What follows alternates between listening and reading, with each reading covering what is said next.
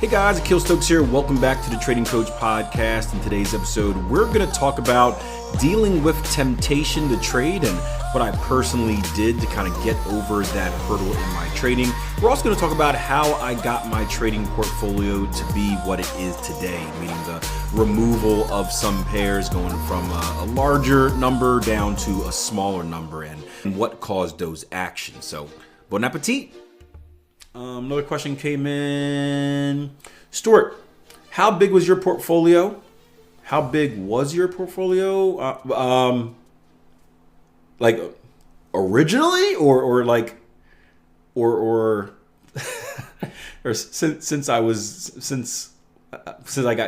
got good, I guess you can say. Okay, originally I had a 20 pair portfolio.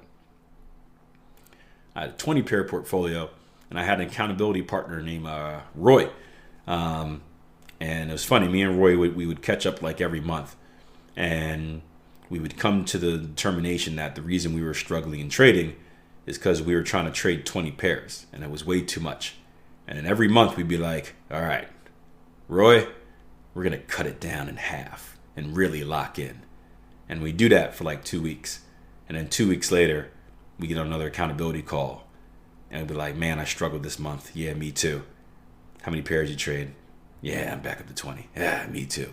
And then we finally got smart enough to be like, well, maybe we should stop doing the thing that's hurting us. But we were young and dumb back then. And we just, we were swing traders. So it's like 10 pairs is boring, man. Wasn't a lot happening. I think I only traded patterns back then. Either I only traded patterns or only traded strict CTS.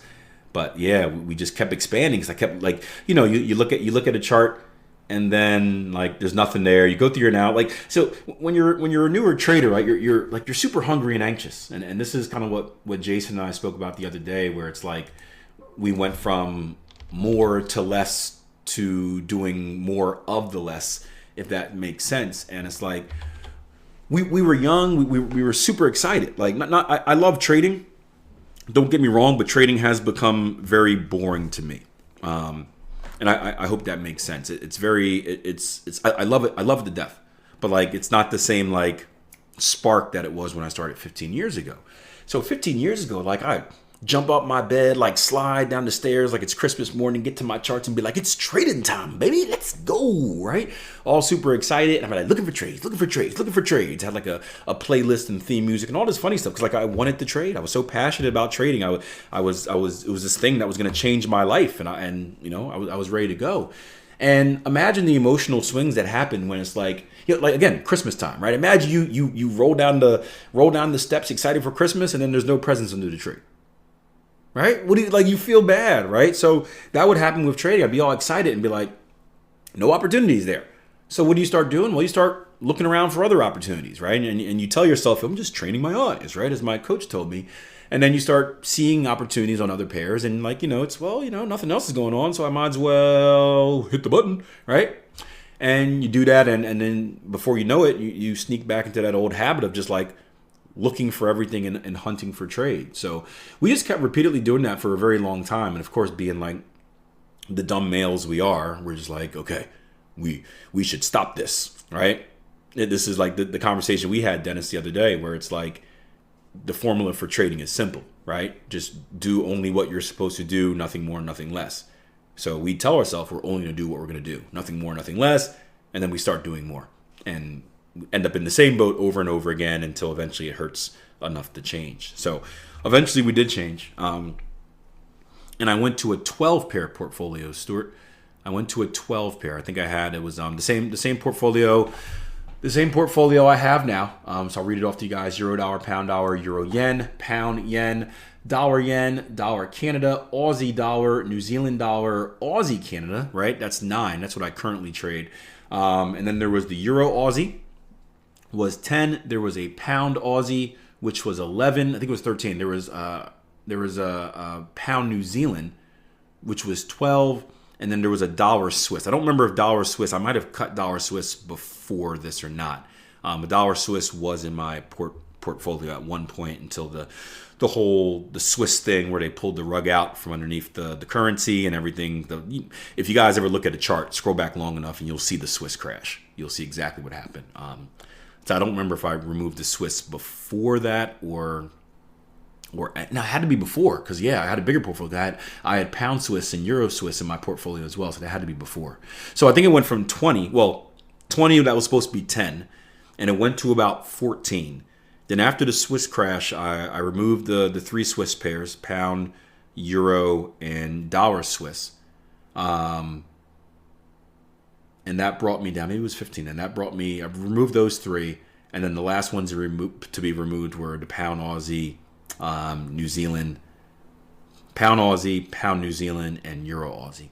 And that was due to the ATR stuff that I told you the other day, where the markets are cyclical, right? There have been times, and I've been trading long enough to earn this experience, where you have very low volatility times, you have very high volatility times. If you ever want to see what it looks like, you're not going to notice it on the chart, because candles, your chart's going to scale to make it look the same. But if you ever go back through periods of time, look at daily ATRs, you're going to see periods of time like 2014, I think, where you're going to see periods of time like 2009, 2010, where the ATR and the euro dollar, for example, was like 200 pips, right? 200 pips a day was the average movement. Then you're going to go to periods of time like 2012 or 2014, where the market's moving 50 pips a day. You're like, what the hell do I do with 50 pips a day? That was a really interesting time in my trading. I did like 50 pips a day. I want you to think about that for a minute. What the hell do you do with a 50 pip average movement a day? It's not 50 pip in a single direction. It's 50 pips of a range a day. It's very hard to, if you can sneak 25 pips out of the 25 pips of profit out of the market, guys, you've extracted 50% of the daily move. That was a very tough time of trading. But it was, during those high volatility times where those pairs had 200 pip ATRs. If you didn't see yesterday's Q&A, go back and watch it. But those were times where, with my risk management and money management strategy at the time, it put me in a position where there was too much risk available, and it killed the consistency in my trading, because half the trades had too much risk, the other half the trades didn't, and now instead of consistently executing a plan methodically, it was kind of like I was picking and choosing. So that was it. Hope you enjoyed the show. As always, if you want to learn more about trading, whether you are brand spanking new or maybe you've been at it for a while and struggling, I recommend checking out our website, www.tier1trading.com. We work with traders of all different levels. We have live sessions, we have training courses, we have supportive resources, and a great community of traders that are here to kind of help you and hold your hand through the journey. So check us out, www.tier1trading.com, and I'll see you guys next episode.